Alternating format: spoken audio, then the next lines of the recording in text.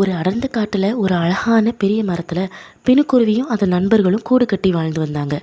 தினமும் காலையில் எழுந்திருச்சு தனித்தனியாக இறை தேட போயிட்டு சாயங்காலம் வந்து தான் கொண்டு வந்த இறையை தன் குஞ்சுகளுக்கும் கொடுத்து சந்தோஷமாய் வாழ்ந்து வந்தாங்க. இப்படி இறை தேட போன போது பிணு போன இடத்துல மட்டும் அதிக இறை கிடந்துச்சு. தினமும் அந்த இடத்திற்கு போய் இரையை கொண்டு வந்து தன் கூட்டில் சேர்த்து வைத்தது. மற்ற குருவிகளுக்கோ சேர்த்து வைக்கிற அளவுக்கு தானியம் கிடைக்கல. சில நாட்கள் ஆனது, மழையும் வந்தது. இந்த பிணு மட்டும் தான் சேர்த்து வைத்திருந்த தானியங்களை சாப்பிட்டு சுகமாய் இருந்துச்சு.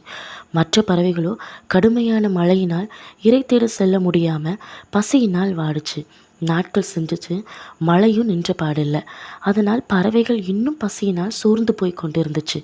குஞ்சுகள் பசியினால் இருந்தும் விட்டு இருந்துச்சு. இதையெல்லாம் பார்த்து கொண்டிருந்த பெணுக்குருவி தன் மனதிற்குள், ஐயோ, நான் தவறு செய்து விட்டேனே, நான் இறை தேட சென்ற இடத்தில் நிறைய தானியங்கள் இருந்ததே, அப்போதே சொல்லியிருந்தால் என் நண்பர்களும் போய் சேர்த்து வைத்திருப்பார்களே, இப்படி அநியாயமாய் இவ்வளவு குஞ்சுகளும் செத்து விட்டதே, இதற்கு நான் காரணமாகிவிட்டேனே என்ற குற்ற உணர்வோடு அழுது கொண்டே பசியால் துடித்து கொண்டிருந்த மற்ற பறவைகளுக்கு தான் வைத்திருந்த உணவை பகிர்ந்து கொடுத்தது. இறுதியில் தன்னிடமிருந்த தானியமும் முடிந்தது, மழையும் நிற்பதாக இல்லை. இப்பொழுது பிணுவும் பசியால் வாடியது.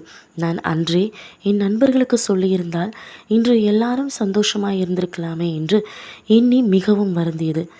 நீங்களும் ஆண்டவர்கிட்ட இருந்து பெற்ற நன்மைகளை ரட்சிப்பை மற்றவர்களுக்கு சொல்லாமல் இருக்கக்கூடாது. உங்கள் கூட படிக்கிற உங்கள் தெருவில் இருக்கிற எத்தனை பேர் எனக்கு யார் நன்மை செய்வார் என்று கலங்கி கொண்டிருப்பாங்க. அவங்கக்கிட்ட ஏசப்பா உங்களுக்கு உதவுவார் அப்படின்னு சொல்லணும். ஒருவேளை அவங்க ரட்சிக்கப்படாமல் நரகத்திற்கு போயிட்டாங்கன்னா அந்த பழி உங்கள் மேல்தான் வரும். நீங்கள் அனுபவித்த ஏசப்பாவை மற்றவர்களுக்கும் அறிவிங்க.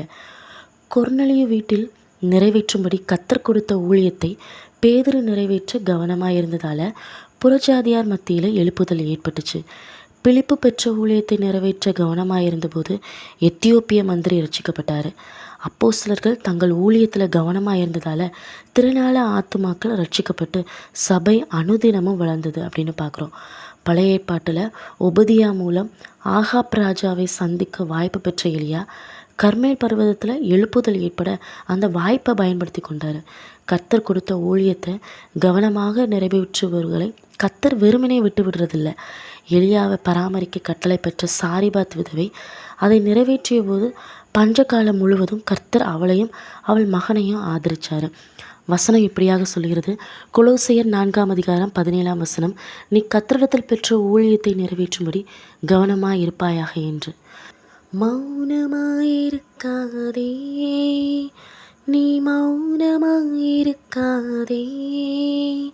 இது சிந்திக்கும் காலம், செயல்படும் நேரம், மௌனமாயிருக்காதே, இது சிந்திக்கும் காலம், செயல்படும் நேரம், மௌனமாயிருக்காதே. கர்த்தர் தாமே நம்மை ஆசீர்வதிப்பாராக. ஆமென்.